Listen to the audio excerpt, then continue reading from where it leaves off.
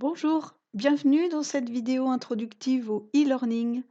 Nous définirons tout d'abord le contexte du e-learning, puis nous repérerons les avantages et les freins de cette nouvelle modalité d'enseignement et d'apprentissage. Le développement des technologies de l'information et de la communication pour l'éducation a permis la création de formations ouvertes et à distance par voie électronique.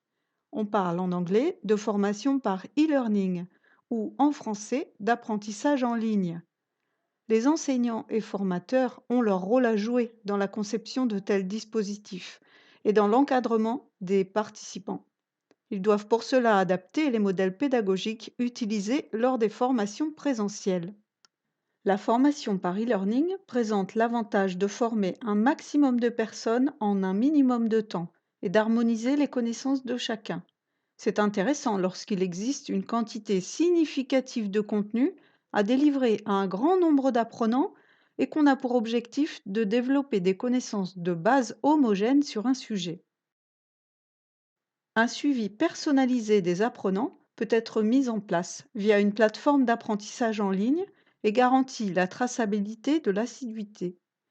Le e-learning est la modalité de formation la plus simple à mettre en œuvre et la plus efficace lorsque les apprenants proviennent d'endroits géographiquement dispersés et que le contenu doit être réutilisé pour d'autres groupes d'apprenants dans le futur. Ce format convient très bien à des apprenants fortement motivés, autonomes et qui aiment apprendre à leur propre rythme. Par ailleurs, la présence de ressources complémentaires sous forme de liens hypermédias ou de documents à télécharger depuis la plateforme, par exemple, constitue un apport supplémentaire très apprécié des apprenants.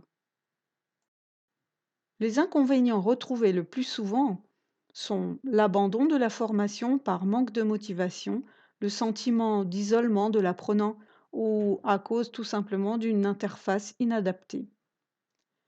La formation à distance demande un suivi régulier des apprenants, mais le rôle du formateur commence bien en amont de la mise en œuvre de la formation.